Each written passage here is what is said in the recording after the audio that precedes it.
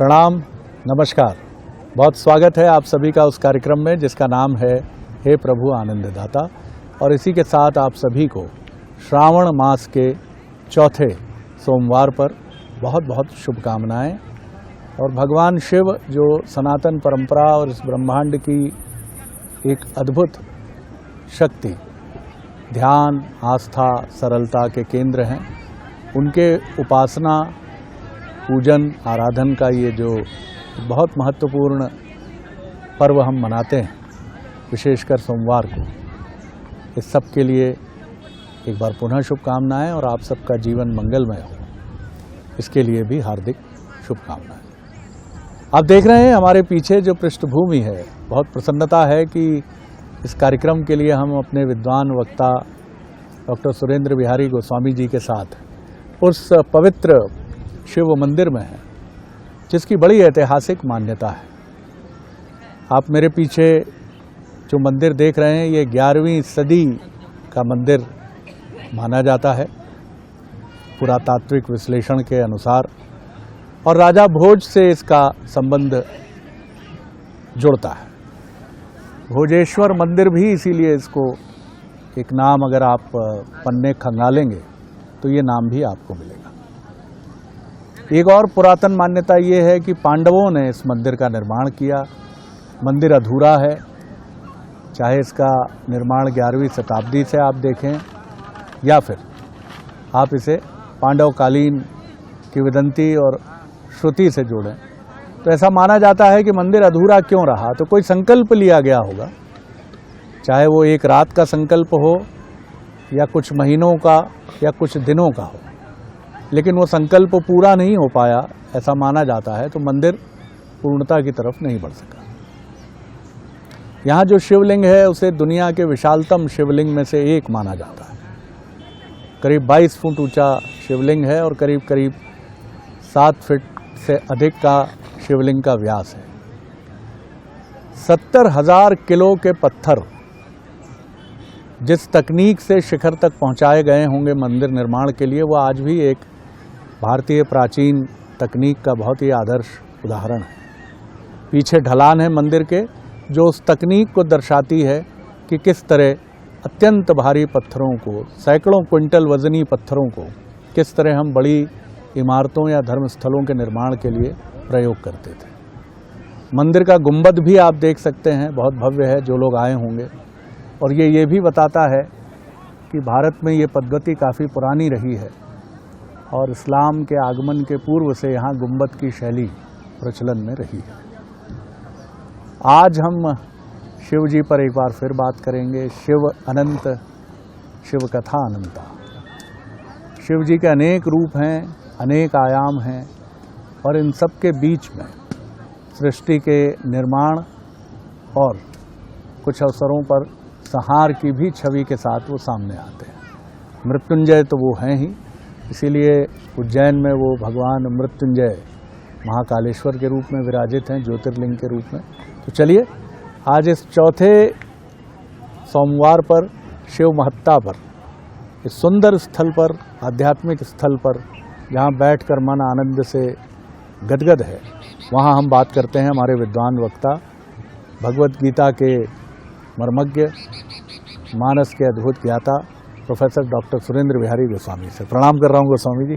और आज इस अद्भुत स्थली में आपसे संवाद का ये क्रम हमेशा याद रहेगा जी। ये आपकी अत्यंत श्रद्धा है और आप इस प्रकार की, मैं ऐसी यात्राओं को लौकिक यात्रा नहीं कहता, ऐसी यात्राएं मेरी दृष्टि में अलौकिक यात्राएं हैं। अलौकिक यात्रा इसलिए है कि मैं आनंद और शिव को एक ही मानता। जहाँ शिव है वो आनंद है, और आनंद का मूर्तमान रूप शिव को मान लें तो आनंद का अपरिमित स्वरूप अदृश्य भाव से शिव ही है, क्योंकि शिव मूल रूप से सच्चिदानंद है। शिव के प्रादुर्भाव की प्रक्रिया कहीं वर्णित नहीं है। शिव जो हैं अनंत रूप में सर्वत्र हैं, लेकिन आप ध्यान रखिए, अकार उकार मकार के केंद्र बिंदु में जब मैं छांदोग्य उपनिषद में पहुंचा तो उन्होंने कहा ओम उद्गीत है। फिर मैं जब शिव पुराण में गोते लगाने लगा तो मुझे लगा कि ओम ही नाद है, नाद ही ब्रह्म है। वाह। तो मुझे उस ओम में लगी हुई उस नाद ब्रह्म की अनुभूति हुई, उस गोलाकार की अनुभूति हुई, तो मैंने कहा ये तो शिव ओम में समाहित है और ओम शिव में समाहित है। वाह, संसार का कोई भी ऐसा मंत्र नहीं है जिसमें ओम ना लगा हो। ओम न लगा, और ओम ही शिव है, ओम ही क्योंकि शिव शिव से ही प्रकट हुए हैं। अब आप देखिए, चाहे जैन धर्म दर्शन देख लीजिए, चाहे बौद्ध धर्म दर्शन देख लीजिए, चाहे सिख धर्म दर्शन देख लीजिए, जो सनातन संस्कृति की विभिन्न धाराओं से कहीं न कहीं जुड़ी है, उन सब में ओम है। ओम के बिना संसार का प्रकाट है नहीं। और आज जब मैं यहाँ बैठा हुआ हूँ तो मुझे एक चिंतन ध्यान आ रहा है कि कहीं कदाचित ओम का प्रकाट राजा भोज के अंतर्मन में हुआ होगा और उन्होंने इस ओंकार स्वरूप शिवलिंग को, जो स्वयं प्रकट है, शिवलिंग वहाँ ज्योतिर्लिंग की महत्ता रखते हैं जहाँ वो स्वयं प्रकट हो जाते हैं। तो ये जो विशाल, जैसे खजुराहो की यात्रा में जाए तो वहाँ मतंगेश्वर है, स्वयं प्रकट है। मूल रूप से विश्वनाथ स्वयं प्रकट हैं, जितने ज्योतिर्लिंग हैं स्वयं प्रकट हैं। तो स्वयं प्रकट जहाँ है वहाँ कलकल बहती हुई नदियाँ उनका स्वागत करती है। यहाँ मैया बेतवा देखो अपने स्वरूप से स्थापित है। ये वो स्थान है जिसके प्रत्येक कण में ऋषि मुनियों के पदचाप हैं, जहाँ प्रत्येक क्षेत्र विशेष में न जाने कितने असंख्य सिद्ध साधकों ने यहाँ साधना की होगी। उस स्थान पर हम बैठे हुए हैं और सिद्धनाथ का ध्यान करते हुए, सिद्धनाथ का ध्यान इसलिए करते हुए कि जिनके अंतर मन में इस बात का भ्रम बैठा हो, सोमवार का आज चौथा चरण है कि वो किस देव की आराधना करें और कौन सहजता से प्रसन्न हो सकते हैं, वो ध्यान रख लीजिए। आप कुछ ना करें, आप केवल ओंकार का चिंतन करते रहें तो शिव का चिंतन हो जाएगा। ओम नमः शिवाय का जाप करते रहें, ये पंचाक्षरी मंत्र का प्रकाट्य हुआ है शिव से। तो इन पंचाक्षरी मंत्र का इसके अलग अलग स्वरूप लोग बना दें, लेकिन मूल रूप से ओम नमः शिवाय का जाप भी यदि वो करते रहें और बिल्व पत्र मिले तो ठीक, नहीं तो कोई भी पत्र उठाकर शिव को अर्पित करते रहें। ध्यान रखिएगा, आप अभिमुक्त क्षेत्र में पहुंच जाएंगे। एक प्रश्न जो मन में बहुत सहज रूप से आता है, कई बार उसका उत्तर भी मिला। शिव विवाह की संकल्पना भी बड़ी अद्भुत है, चौथे सोमवार से भी कुछ जुड़ती है, वो एक अलग विषय है, उस पर आप ही प्रकाश डाल पाएंगे। लेकिन जो विवाह योग्य कन्याएं हैं, शिव के प्रति जो भक्ति का अनुराग है और जो उनको उनके परिवार से एक परामर्श मिलता है कि जो शिव भक्ति में डूबेगा वो श्रेष्ठ वर को प्राप्त होगा। अब इसमें एक विरोधाभास ये दिखता है कि बाबा बैरागी हैं शिव, लेकिन फिर भी ये कहा जाता है कि श्रेष्ठ वर की प्राप्ति, हालांकि उनसे श्रेष्ठ वर क्या होगा, वो तो त्रिलोकी है, लेकिन फिर भी एक वैरागी के प्रति इतना श्रद्धा भाव रख कर अपने अभिष्ट वर को प्राप्त करना जैसी मान्यता है, इस पर प्रकाश कुछ डालिए। देखिए, आपने आज इतनी अच्छी गूढ़ चर्चा छेड़ दी कि उससे मन में बड़ा आनंद हो गया जी। मैं आज जो है ये समझ लीजिए मैना के अंतर चिंतन को आप में महसूस कर रहा हूँ। जब हिमालय की धर्मपत्नी मैना ने नारद मुनि को अपनी पुत्री का हाथ दिखाया, तो वो हाथ देखते ही उन्होंने सबसे पहले तो प्रसन्न किया माता पिता को। माता पिता को प्रसन्न करके कहा कि सुनिए, एहते जस पई है पितु माता, ये ऐसी कन्या आ गई है आपके यहाँ जिससे माता पिता यश प्राप्त करेंगे अनंत अनंत। तो कन्या यदि यश प्रदान करे माता पिता को, मतलब दोनों घर के लिए वो दोनों की कुल दीपक हो गई। आप ध्यान रख लीजिए। फिर वो कहते हैं, लेकिन बोले इसमें थोड़ी सी समस्या है। कौन?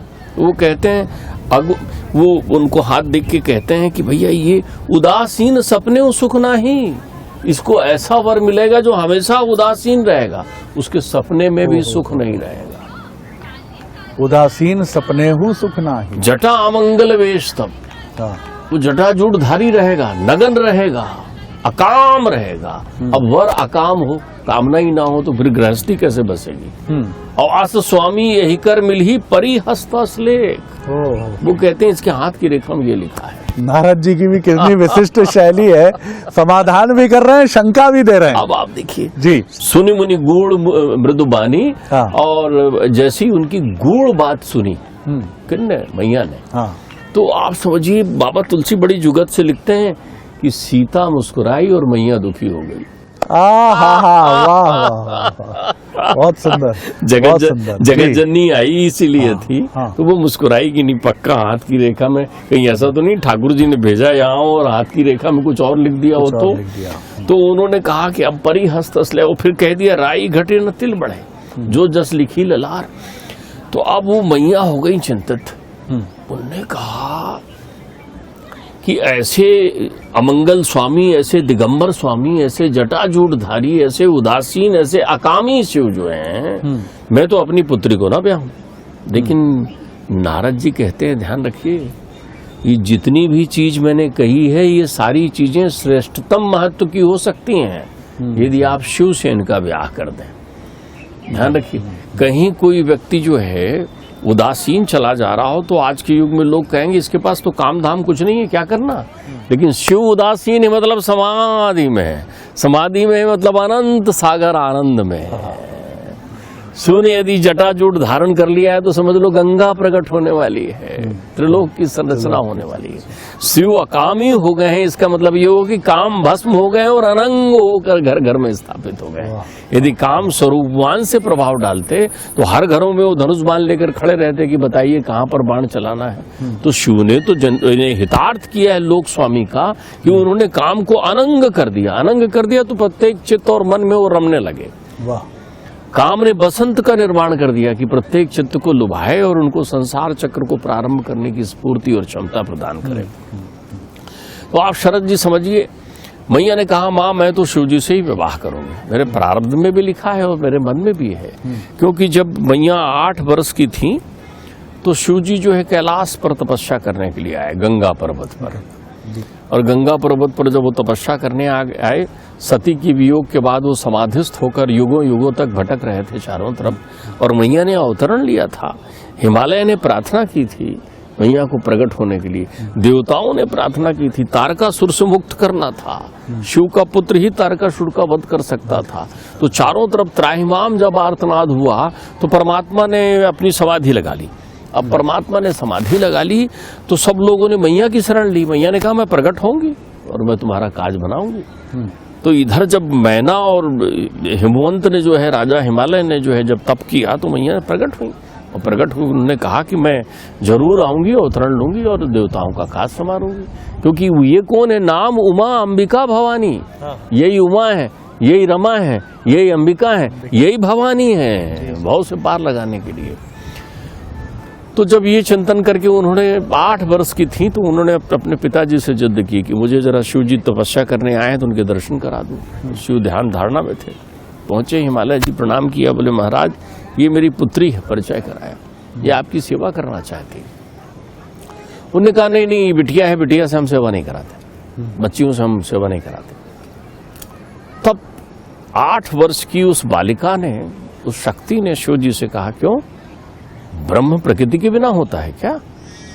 और प्रकृति ब्रह्म के बिना होता है क्या? तो प्रकृति और ब्रह्म में द्वैत कैसे देखा आपने? कैसे मैं आपकी सेवा नहीं कर सकती? तो शिव ने फिर उन्हें अपनी सेवा का अवसर प्रदान किया। 8 वर्ष की बालिका ने उस काल में शिव जी के दर्शन किए।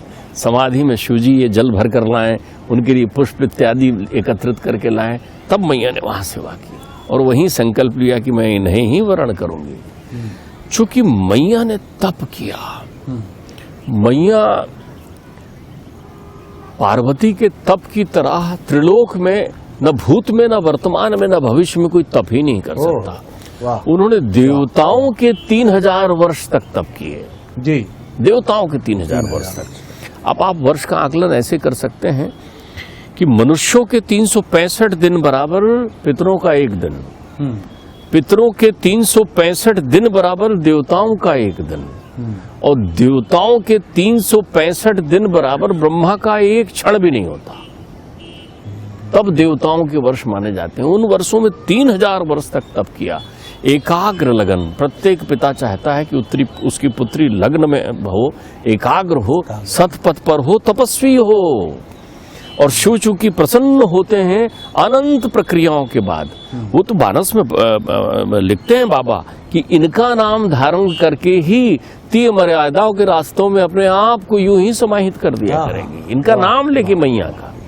तो 3000 वर्षों तक की तपस्या जब उनकी हुई और चारों तरफ त्रिलोक जब शून्य हो गया तो सारे देवता जाकर शिव जी के पास पहुंचे। तो शिव जी ने सप्त ऋषियों को उनकी परीक्षा लेने के लिए भेजा। इस मध्य कामदेव को भस्म कर चुके हैं शिव। तो जब सप्तऋषि पहुंचे उनका तब उनकी परीक्षा लेने के लिए मैया का, तो सप्तऋषि ने एक बहुत अच्छी बात कही, अरे मैया ये नारद तो शुरू से उल्टी सीधी बात करते हैं, नारद का चिंतन तो शुरू से ही ऐसा रहता है, वो किसी को कुछ भविष्यवाणी कर देते हैं, किसी को कुछ आप वहाँ कहाँ पड़ गई? श्रीमन नारायण का दिव्य स्वरूप है, आप कहाँ वो भूत भावन जोगी के पीछे हैं, वो भागे भागे फिरते हैं त्रिलोक में, सब कुछ बांट देते हैं, अपने पास कुछ नहीं रखते, वो भोले भी हैं और भंडारी भी हैं, तो आप कहाँ उनके चक्कर में पड़ गई? तो वो कहते हैं नहीं नहीं प्रभु, आप ये बात कह रहे हैं बहुत अच्छा लग रहा है। और बोले आप तो वो विवाह बिल्कुल नहीं करेंगे। बोले क्यों? बोले उन्होंने काम को भस्म कर दिया। तो बड़ी सुंदर बात मैया पूछती हैं, आप सप्तऋषि कितने विद्वान हैं, काम आज भस्म हुआ इसलिए काम नहीं है, तो शिव जी क्या पहले कामी थे? वो प्रणाम करते हैं मैया को, परिक्रमा करते हैं मैया की, फिर वो भगवान श्री विष्णु को भी भेजते हैं परीक्षा लेने के लिए, वो दंडी स्वामी बनकर जाते हैं तपस्या उनकी परीक्षा लेने के लिए, उनकी परीक्षा भी सफल होती है, स्वयं परमात्मा दर्शन देते हैं और दर्शन देकर फिर उन्हें वरदान देते हैं। सबसे आनंदित करने वाला जो इस परिवेश में मुझे लग रहा है, आप यदि सूक्ष्मता से प्रकृति को देखें तो प्रकृति, आकाश, त्रिलोक अलग अलग स्वरूप नहीं धारण करता। बिल्कुल ठीक। तो शिव के बारात में अलग अलग स्वरूपों में देवताओं का सामंजस्य विद्यमान हुआ, अलग अलग स्वरूप, अलग अलग। तो जब परमात्मा अलग अलग स्वरूपों में पहुंचे, वहां अलग अलग प्रकार के ब्रह्मा पहुंचे, विष्णु पहुंचे, महेश पहुंचे, तो ये सारे लोग आप दूल्हे बने हुए, नंदी बाबर पर बैठे हुए।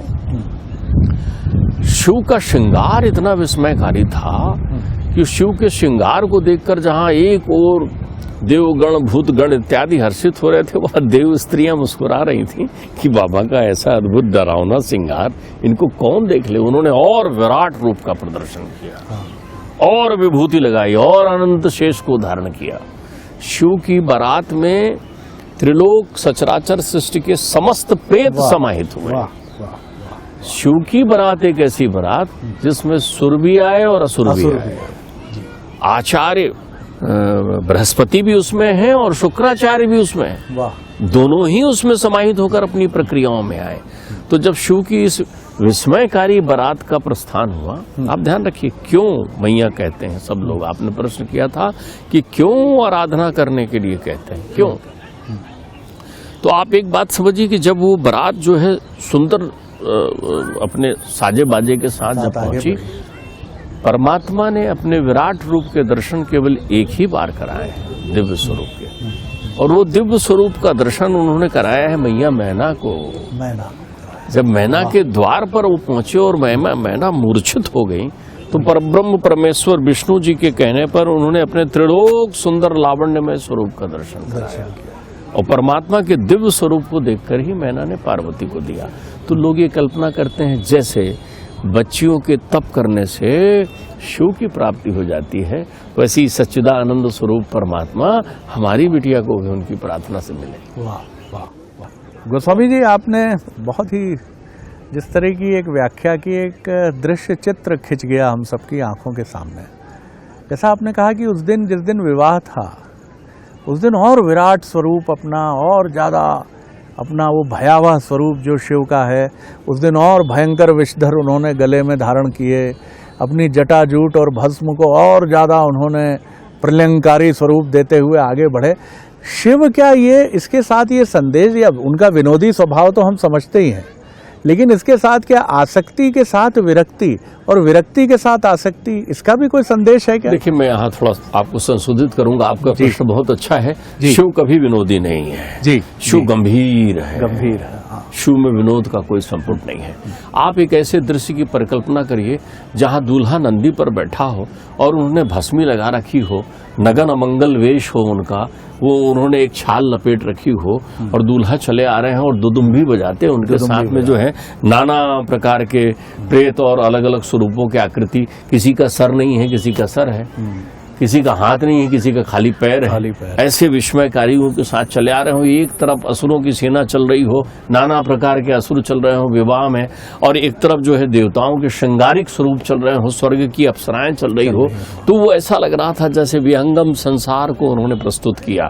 ये प्रत्येक कण कण है, लेकिन जितने भी लोग चल रहे थे, दिव्य ऋषि जब दर्शन कर रहे थे तो उन्हें प्रत्येक के चित्त में केवल शिव शिव शिव और शिव ही दिखाई पड़ रहे थे, क्योंकि सब शिवमय था। ध्यान रखिए, जहां भी ब्रह्म तत्व है वो शिव तत्व है, जहां भी शक्ति तत्व है वो उमा रमा भवानी तत्व है, वो अंबिका तत्व है। तो परमात्मा जब ब्रह्म जो है प्रकृति का संवरण करने चली जा रही है, प्रकृति को सानिध्य प्रदान करने चली जा रही है, तो प्रकृति अपनी लावण्यता के साथ है, तो ब्रह्म अपनी सूक्ष्मता के साथ है। ब्रह्म जो है सचराचर सृष्टि में, आप देखिए मनुष्य बाहर के रूप को देखता है, शिव स्वरूपवान है, तो परमात्मा वहां अपने स्वरूप का दर्शन करा रहे हैं। ध्यान रखिएगा, तो परमात्मा अपने स्वरूप में जब है, आप ध्यान रखिए, ये जो हम बहिरंग से परमात्मा के इस तीर्थ स्थल में बैठे हुए हैं और चर्चा कर रहे हैं, यहाँ आकर के सबसे पहले रूप हमें प्रवाहित करता है। मतलब एक संदेश शिव ये भी देते हैं कि चाहे वर हो चाहे वधू हो, उन्हें रूप के बजाय स्वरूप की आराधना पर ध्यान केंद्रित करना चाहिए। जैसा कहा जाता है कि नाम गुम जाएगा, चेहरा ये बदल जाएगा, स्वरूप ही तो है केंद्र बिंदु। देखिए, आपने इतनी अच्छी बात कही है शरद जी, मैं आपको बताऊं आज की आधे से ज्यादा समस्या यही है जी। आप समझिए, अंतर चित्त की आत्मा राम को कोई नहीं देखता। लोग बहिरंग आकर्षण को लेकर के घूमते और ढूंढते रहते हैं। उनकी तपस्या के सार में वो भौतिकता होती है, कितने का पैकेज है, कैसा दिखता है, कितनी हाइट है, लेकिन भूल जाते हैं कि उनके अंतर चित्त में शिव विद्यमान है कि नहीं, वो शिवोहम है कि नहीं, वो स्वहम है कि नहीं, उनके अंतर चित्त में शिव के प्रति श्रद्धा है कि नहीं है। शिव का अर्थ होता है अपने आप पर, आत्मा राम पर रमण करते हैं कि नहीं। शिव की अनंतता देखिए, शिव इतने धीर वीर गंभीर हैं कि जब आचार्य शुक्राचार्य ने जो है उनकी खूब घोर साधना की और वो पहुंचे अभिमुक्त क्षेत्र आनंद वन में, आनंद वन यानी बनारस काशी, वहाँ उन्होंने परमात्मा शिव की बड़ी अनंत साधना की, इतनी अनंत साधना की, जब हजारों वर्ष बीत गए तो शिव प्रकट हुए। शिव ने उनको जो है अपनी अनंतता प्रदान की, अपना एक लिंग ज्योतिर्लिंग प्रदान किया उनको, शुक्रेश्वर महादेव के रूप में वहाँ पर। उसके बाद उन्होंने कहा कि परमात्मा ये अमृतमय आप हैं, जगह जगह ये देवता अमृत अमृत करते हैं, मुझे तो आप मृत संजीवनी विद्या दे दीजिए, जिसको मैं ये प्रदान करूं वो अमर हो जाए, वो जीवित हो जाए, मृत को जीवित कर सकूं। तो परमात्मा ने उसी स्थान पर आनंद वन में उन्हें मृत संजीवनी विद्या प्रदान की है। वही है, ध्यान रखिए, बलि का जब युद्ध होता है देवासुर संग्राम में और इंद्र के साथ, तो इंद्र जो है अपने वज्र से बलि का संहार कर देते हैं, लेकिन उनको मृत संजीवनी देकर वो फिर से जागृत कर लेते हैं, तब फिर भगवान को वामन बनकर आना पड़ता है। तो वो अमृत ऐसा बांटते हैं, तो आप देखिए उसके अंतर चित्त में विश्वासामृत है कि नहीं, बच्चियों को देखना चाहिए। अगर विश्वास का अमृत है, श्रद्धा का अमृत है, वो जीवन को, हमारे यहाँ 7 जन्मों तक चलने की प्रक्रिया होती। आप ये तो सोचिए, सती बनी थी और शिव के साथ रमी, और जब देह त्यागा तो पार्वती बनकर उन्हें प्राप्त कर रही है।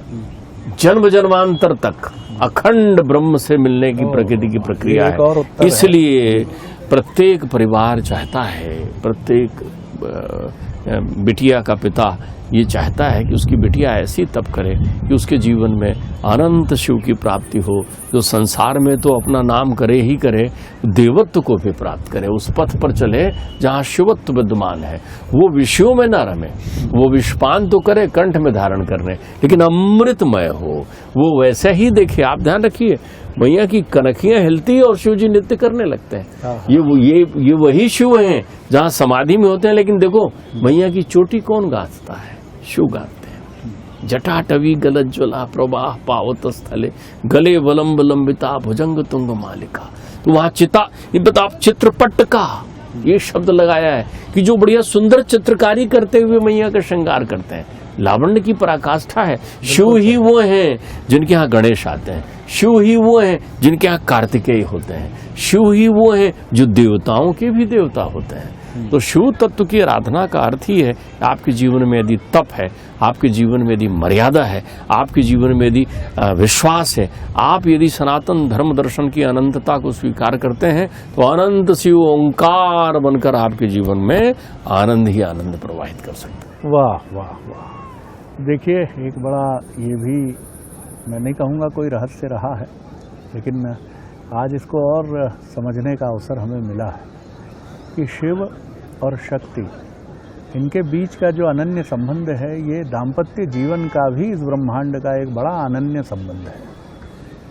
शिव हैं तो वैरागी, शिव हैं तो फक्कड़, शिव हैं तो गली गली घूमने वाले और अपनी मस्ती में तप में गए तो फिर निकलना ही नहीं उससे बाहर। लेकिन जब वो प्रेम सागर में डूबे तो ऐसे डूबे कि उसकी कोई दूसरी मिसाल नहीं है हमारे सामने। उधर माँ शक्ति की भी, इनको नाना रूपों से हम पार्वती, शक्ति, देवी, जिस जिस रूप से हम जानते हैं, उन सभी स्वरूपों में मैया का भी एक बहुत ही अद्भुत जीवन साथी के प्रति, अपने प्रेमी, अपने सहचर के प्रति जो अनन्य भाव है, आप देखिए ना। इसीलिए जन्म जन्मांतर की परिकल्पना और विवाह का, जैसा हमने विद्वान गोस्वामी जी से सुना कि विवाह तो इस ब्रह्मांड का सबसे सनातनी प्रथम विवाह तो शिव और पार्वती का ही विवाह रहा है।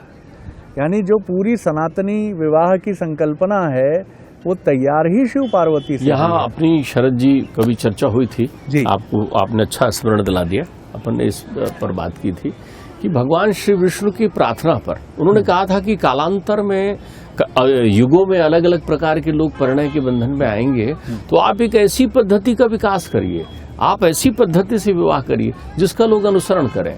तो ये जो फेरे लेना, द्वारचार होना, बारातियों का स्वागत होना, मंडप चौक बनना इत्यादि इत्यादि जो शिव ने पार्वती के विवाह के समय किया, वो ही आज सकल जगत में त्रिलोक में विवाह का आधार हो गया। उससे ही श्री राम का विवाह हुआ, उससे ही श्री कृष्ण का विवाह हुआ, और उससे ही न जाने कितने कितने अनंत देवी देवताओं ने विवाह उसी पद्धति से लिया। और आज हम मनुष्य भी विवाह और परिणय की उसी पद्धति का उपयोग करते हैं। सनातन परंपरा में विवाह की यही परंपरा है। और देखिए फिर क्यों शिव पार्वती विवाह अद्भुत है, क्योंकि इसी संकल्पना से विवाह की एक सनातनी परंपरा का आरंभ होता है। लेकिन प्रेम की अनन्य परंपरा जो शिव पार्वती विवाह में है, मैं फिर कहूँगा कि उसका दूसरा उदाहरण कठिन है। बहुत सुंदर स्वरूप हैं।